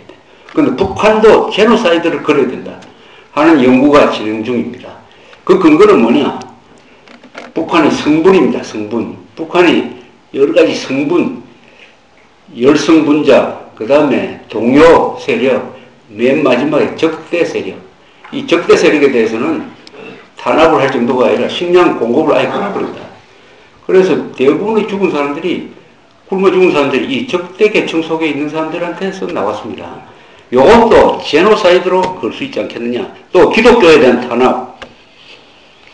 요걸 또 한쪽에서 연구를 하고 있습니다. 이 법률가들, 제노사이드를. 그 다음에는 워크라임이라는 게 있어요. 이 전쟁 범죄입니다. 6.25 남침도 사실은 전쟁 범죄를 볼 수 있는데, 그것보다는 국군포로 6만 명을 돌려주지 않고 아직 500명을 살아있는데 돌려주지 않는다. 이거는 워크라임이 아니겠느냐. 이것도 연구를 해봐야 되겠다. 요렇게 이제 워크라임, 제노사이드, 그다음 반인도 범죄, 이게 다 종합이 되면은 이 꼼짝달싹 못하게 북한을 더 추가적으로 제재할 수 있을 것이다. 그 다음에 또 중요한 모멘텀 계기가 하나가 한두 달 안에 서울에 북한 인권 현장 사무소가 만들어집니다. UN 직속입니다. 북한 인권 현장 사무소. 필드 스트럭처 오피스라고 그러는데, 이게 제일 처음에 우리 외무부에서는 이걸 서울에 안 만들었으면 좋겠다는 생각이 있었다고 그래요. 이걸 타일랜드나 어디에 좀 만들어가지고 북한 자극 안 한다고. 그러다가 여론이 반전되는 바람에 서울에 만들기로 했고, 서울 광화문 근방에 만들어집니다. 문을 엽니다. 법에 한 두 달 안으로 올 거예요. 그럼 여기에 이제 연구원이 상주하면서 뭘 하느냐면은 북한의 인권 탄압을 기록을 하면 됩니다. 계속 누가 누구를 뭐 어떻게 했다, 납치했다, 뭐 하는 이걸 기록을 쌓아가게 됩니다. 그것이 아주 또 중요한 사태 발전이 될 것입니다. 그 기록이 나중에는 북한 통일된 이후에 북한 지도부를 단죄하는 계기가 될 겁니다. 계기가. 그걸 기록을 한다는 게 북한 지도부에 상당한 압박을 줍니다. 언젠가는 통일된 이후에 내가 쇠고랑 살지도 모르겠다고 생각하면은 뭐가 좀 달라지겠죠. 달라집니다.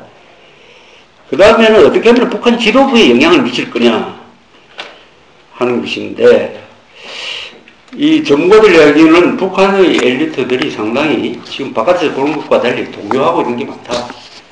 거기에 영향을 미칠 수 있는 방법을 우리가 한번 개발해보자. 뭐 이렇게 등록됐습니다. 이번 회의에 보니까 북한 전문가들이 이제는 한국보다도 미국에 더 많다는 생각을 했습니다. 미국과 국제.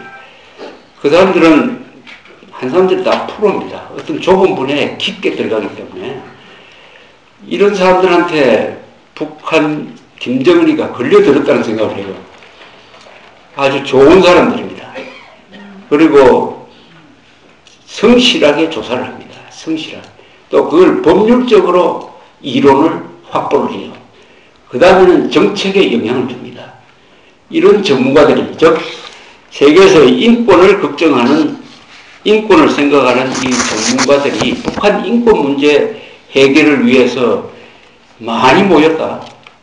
그래서 지금 이제는 우리가 모르는 사이에 북한에서 세계에서 인권 문제를 주제로 한 회의나 결의가 막 만들어지고 있습니다.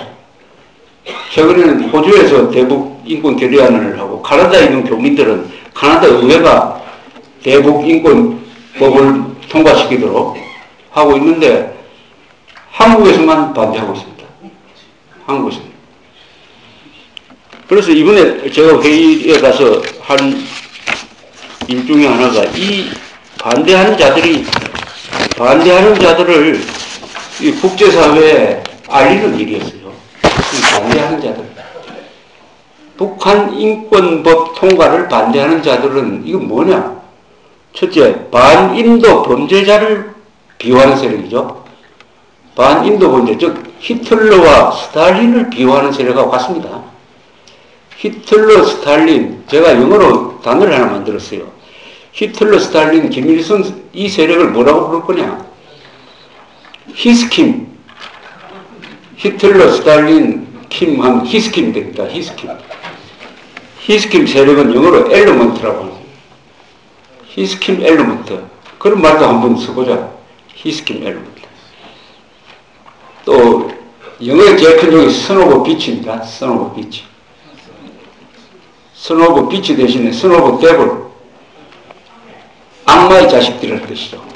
선 오브 데블. SOB가 아니라 SOD가 됩니다. SOD. 쉽게 말하면은 히틀러 비호 세력이에요. 그것도 히틀러한테 제일 많이 당한 유대인이 히틀러 비호를 한다면은 그거 어떻게 되겠습니까? 그런 자들이 지금 제1야당이 되어 있다. 이것을 국제사회에 폭로해야 됩니다. 국제사회에 폭로하는 방법. 그래서 앞으로는 바깥에서 형성된 김정은 정권 이 규탄, 움직임, 이제는 한국으로 다시 들어와야 돼요. 이게 다시 한국으로 들어와가지고 이 반인도 범죄 세력 비호자들을 규탄해야 됩니다. 그러니까 이게 국제사회는 이 방향으로 가고 있는데 한국은 원래 이 우물한 개구리들이 많아요. 특히 이 언론들입니다. 언론.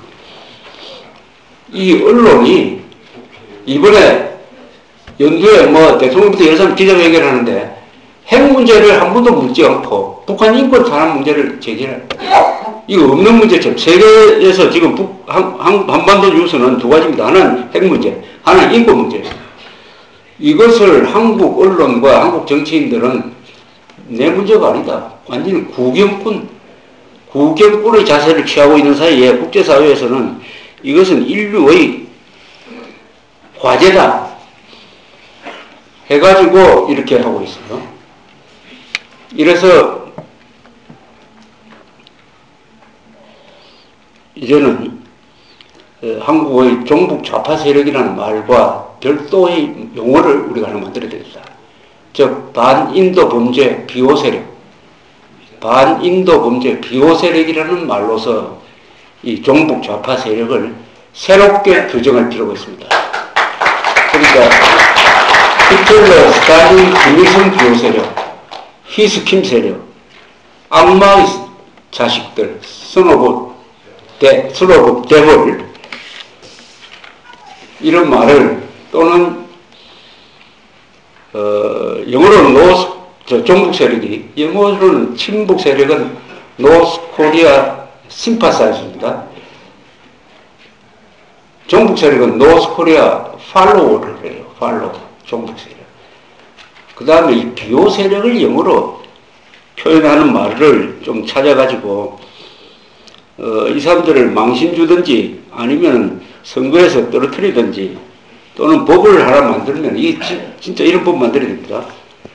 이 김일성의 김정일의 반인도 범죄를 비호하는 자는 감옥에 보내는 법을 만들어야 됩니다. 이게 농담이 아니에요. 이스라엘에 그런 법이 있어요. 징역 5년 보냅니다. 야, 근데 히틀러가 유대인을 죽인 맞는데 600만 죽인 게 아니고 60만 죽였다 하면 감옥 갑니다. 감옥. 그 정도의 비호만 해도 감옥에 갑니다. 프랑스, 독일, 오스트리아 다 그런 법이 있어요. 홀로코스트, 유대인 학살 부정하는 자를 감옥으로 보내는 법이 있습니다. 우리는 이 법을 만들어야 돼요. 이 법을 누가 만들어야 되냐? 새누리당이 만들어야 되죠. 근데 이 새누리당이 지금 그런 이념적 무장이 저래 불투명하니까 우리가 애국운동 세력이 이제는 반인도 범죄 비호 세력 응징에 초점을 맞춰야 된다고 생각합니다. 이 응징은 뭘 위한 것이냐? 그것은 우선 단기적으로는 2016년 총선, 2017년 대통령 선거에서 반인도 범죄 세력이 국회의원이 되거나 정권을 잡는 일을 막는 데 효과가 있을 것입니다. 이 자들은 인류의 적이에요. 인류의 적입니다. 아니, 인류의 적을 민족의 적도 아니지만 인류의 적은 더 나쁜 놈들 아닙니까? 인류의 적이 대한민국 정권을 잡도록 하고 국회에 나가도록 하면 되겠습니까? 그것은 우리 한국인이 세계에서 웃음거리가 되는 거죠. 웃음거리가. 아니, 세상에 이스라엘에서 선거를 했는데 히틀러 비호자가 수상이 되고 직분했다 하면 그 이스라엘이 어떻게 되겠습니까? 그건 미친 나라지. 무슨 그런 일이 있을지도. 한국에서는 그런 일이 가능할지도 모르는 상황이 됐습니다, 지금.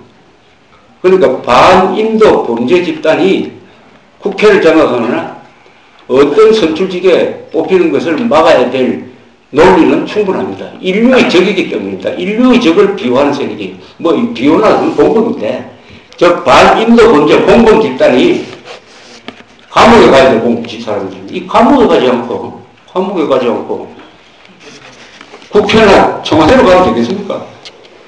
그래서 오늘날 이 종북 좌익 세력들을 우리가 보는 관점을 이제는 국제법, 세계사적인 관점에서 볼 때 새롭게 보일 것이다. 이렇게 됩니다. 새롭게. 얼마나 이 사람들이 나쁜 사람들이냐. 아니, 2004년에 미국이 우리를 도와주기 위해서 우리의 동포인, 우리와 같은 국민입니다. 북한 도와주기 위해서 북한 인구법을 통과시켜서 탈북자 단체를 지원하는 돈을 대주고 하는 것을 마치 원수가 하는 일인 것처럼 흥분해가지고 대사관으로 몰려가지고 그 당시에 집권당입니다. 이 집권당. 당시에 민주당이 이제 열린 무슨 우리 당인지 모르겠는데 그 당이 그런 짓을 했고 그 30명 중에 지금 9명이 국회의원 뿐만 아니라 지금 맡고 있으니까 지금 130명의 이 이름이 긴 정당 있잖아요. 새정치민주연합인가 하는 좋은 말은 다 들어갔는데 그건 새롭지도 않고 정치도 아니고 민주도 아니고 연합도 아니죠. 그 일당이죠. 일당이 반인도 범죄 공권 집단이라는 이야기입니다. 결론적으로 말하면 문제는 그것을 알려야 오늘 길게 제가 설명을 했지만 이것을 여러분들이 알려야 됩니다. 그래서 다시 이야기로 2012년 12월 9일로 돌아가면은 12월 19일로 들어가면은 좋은 뉴스가 2개 있었지 않습니까?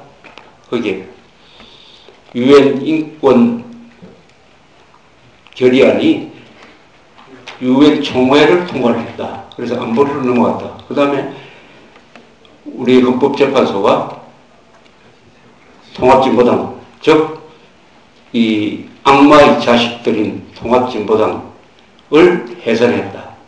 하나는 국제법적으로 확정돼가지고 북한을 인류의 적으로 규정을 했고, 하나는 우리 헌법이 통합진보당을 대한민국의 적으로 규정을 했습니다. 즉 종북 좌파 세력은 국제법적으로는 인류의 적이고 국내법적으로는 대한민국의 적입니다. 이 같은 족속이에요. 쉽게 말하면 도덕적으로 가장 타락한 자들입니다. 천국에서 편안하게 살면서 지옥행 관광객을 모집을 하고 있어요. 그래 놓고 지는 안 갑니다. 다 보내고 자기는 계속 천국에 살면서 평화, 민족, 민주, 진보, 평등, 복지 이런 이야기를 하면서 속이는 이 세력. 그런데 우리가 알아야 돼요. 그래서 그 2가지 자료를 모아가지고 책을 하나 냈습니다. 국민의 무기란 책이에요. 헌법재판소 통합진보당 해산 전문 및 해설인데 이 책을 한번 읽어보시기를 권합니다. 여기에 우리의 무기가 들어있어요. 오늘 제가 설명한 게 여기다 들어있습니다. 북한 인권 문제가 이렇게 커진 것은 규탄만으로 된 게 아닙니다. 이게 다 논리가 있어야 돼요. 법률적 논리가 있어야 됩니다. 헌법적, 국제법적 뒷받침이 있어야 됩니다. 그렇게 해야 정부의 정책이 됩니다. 정부의 정책이 되고 유엔의 정책이 되어야 세계가 바뀝니다. 운동만으로는 되지 않아요.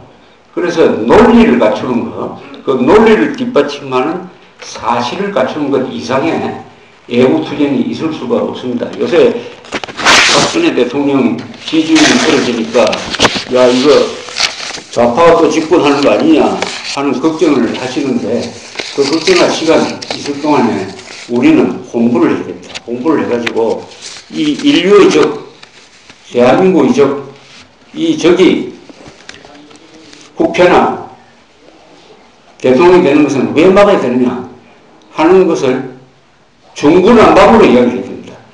중구난방이란 말이 있죠. 한자에. 그거 좋은 말입니다. 한자로 쓰면 그 중구난방이 무슨 뜻인지 아십니까? 대중할 때 중자. 여러 사람들이 떠든다는 이야기입니다. 중구. 그러면 난 어렵다. 뭐가 어렵냐? 막기가 어렵다는 겁니다. 그 중구난방을 해야 됩니다. 우리는. 여러 사람이 막 떠들면은 막을 수가 없어요. 막을 수가 없다는 건 뭐냐?